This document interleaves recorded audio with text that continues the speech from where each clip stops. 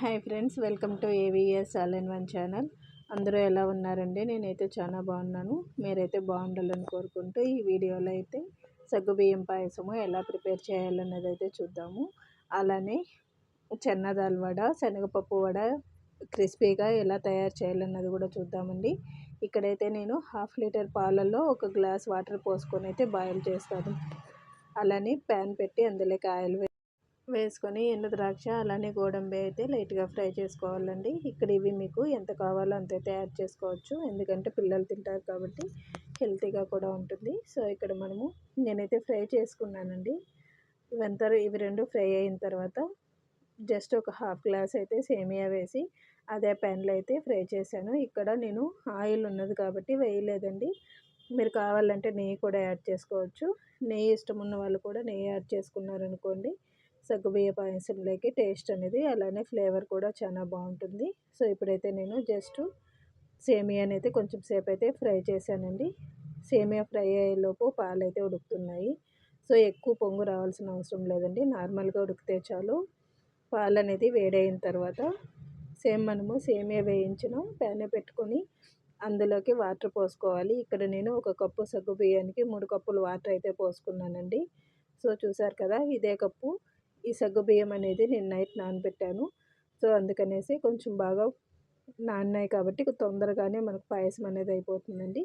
Instant సగ్గుబియ్యం కూడా ఉంటాయి, అవి కూడా జస్ట్ ఒక 1/2 అవర్ ముందే నానబెట్టామనుకోండి, అవి కూడా పాయసం ఫాస్ట్గా కూడా అవుతాయండి. సో ఇక్కడైతే నేను లావు సగ్గుబియ్యం తీసుకున్నాను, అందుకనేసి నైటే నానబెట్టానండి. ఇప్పుడైతే నేను ఆల్రెడీ కాంచి పెట్టుకున్న పాలనైతే సగ్గుబియ్యంలోకి వేసానండి. ఉడుకుతున్న సగ్గుబియ్యంలోకి పాలు వేసాను.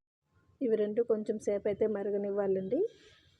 మనకైతే పాలు అనేది మరిగినాయి అనుకోండి, పాయసం అనేది దగ్గర పడుతుంది. సో ఎక్కువసేపు హై ఫ్లేమ్లో అయితే బాయిల్ చేయకూడదు, మీడియం ఫ్లేమ్లోనే ఉడకనివ్వాలండి. అలా ఉడుకుతున్నప్పుడు మధ్యలో మనకు పాయసానికి సరిపడా షుగర్ అయితే యాడ్ చేసుకోవాలి. ఇక్కడ నేను షుగర్ అనేది ఆల్రెడీ 1 గ్లాస్ అయితే సగ్గుబియ్యం తీసుకున్నాను కదా, 1.5 గ్లాస్ అయితే నేను షుగర్ అయితే తీసుకున్నానండి.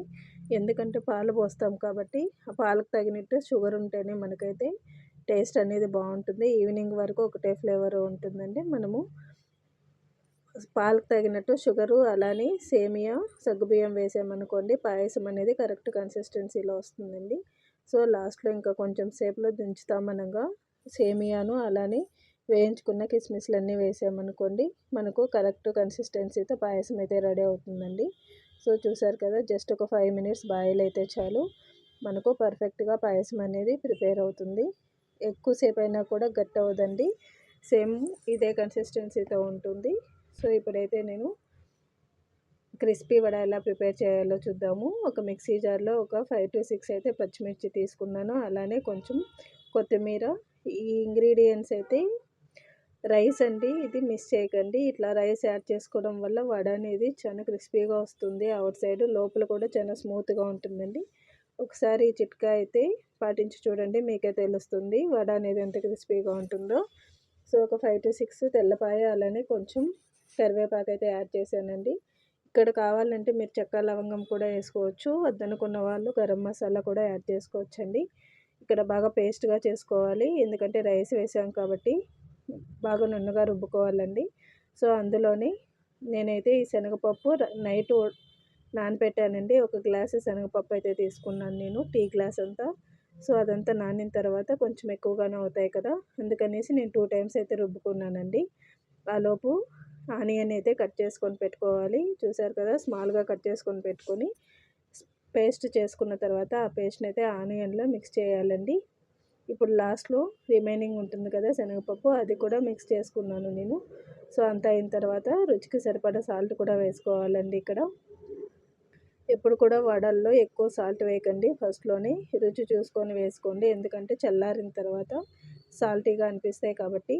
ఇదైతే దిల్ లీవ్స్ అండి, అంటే శతపుష్టి ఆకు అలానే కొత్తిమీర, ఇవి రెండు వేయడం వల్ల వడకైతే ఎక్స్ట్రా ఫ్లేవర్ అనేది కూడా వస్తుందండి. సో ఇప్పుడైతే నేను కొంచెం గరం మసాలా యాడ్ చేశాను, అలానే ఆల్రెడీ చూయించిన లీవ్స్ అయితే కట్ చేసుకొని నీట్గా వాష్ చేసుకొని అయితే వేసానండి. ఇప్పుడైతే మనకు ఈ శతపుష్టి ఆకు వేయడం వల్ల గ్యాస్ అనేది ఉండదు, శనగపప్పు కాబట్టి ఎంత తిన్నా కూడా మనకు గ్యాస్ట్రిక్ కనపడదండి, అంత టేస్టీగా కూడా ఉంటాయి, చాలా హెల్తీ కూడా లీవ్స్ అయితే. సో ఇప్పుడు ప్యాన్ పెట్టుకొని అందులోకి డీప్ ఫ్రైకి సరిపడినంత ఆయిల్ అయితే వేసుకోవాలి. ఇక్కడ నేనైతే ఆయిల్ వేసుకుంటున్నానండి. సో ఆయిల్ కూడా అంతే అండి, మీడియం ఫ్లేమ్లో పెట్టుకొని కొంచెం సేపు అయితే బాయిల్ చేయనివ్వాలి.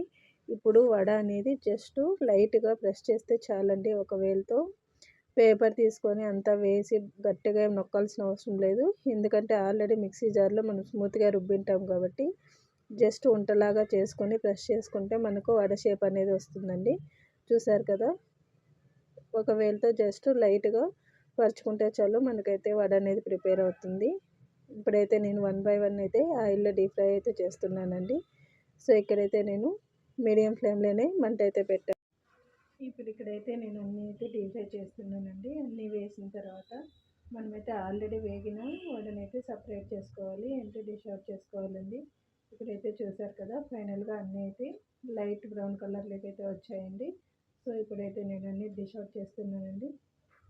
ఎప్పుడు కూడా వడ అనేది మీడియం ఫ్లేమ్లో వేయించుకున్నాం అనుకోండి, లోపలైతే స్మూత్గా, అవుట్ సైడ్ అయితే క్రిస్పీగా వస్తాయి. రైస్ వేయడం వల్ల ఇంకా క్రిస్పీగా కూడా ఉంటుందండి. సో మీరు కూడా ట్రై చేసి ఎలా ఉందో నాకైతే కామెంట్ సెక్షన్లో కామెంట్ చేయండి. ఈ వడలు అయితే టమాటా రసము అలానే సాంబారు ఈవినింగ్ స్నాక్ లాగా కూడా చాలా టేస్టీగా కూడా ఉంటాయండి. సో ఫైనల్గా నాకు వడలంతా డీప్ ఫ్రై అయినాయి కాబట్టి నేనైతే డిష్ అవుట్ అయితే చేశానండి. చూసారు కదా, క్రిస్పీగా ఉండే వడలు అయితే తయారైనాయి. మీరు కూడా ఈ క్రిస్పీగా ఉండే వడలు ఒకసారి ఇంట్లోనే ట్రై చేసి ఎలా ఉందో చెప్పండి. సో ఫైనల్గా ఈ sweet and hot recipes try చేయండి. అలానే ఇంట్లో పిల్లలు ఉన్నారనుకోండి, ఈవినింగ్ స్నాక్ లాగా కూడా ప్రిపేర్ చేసుకోవచ్చు.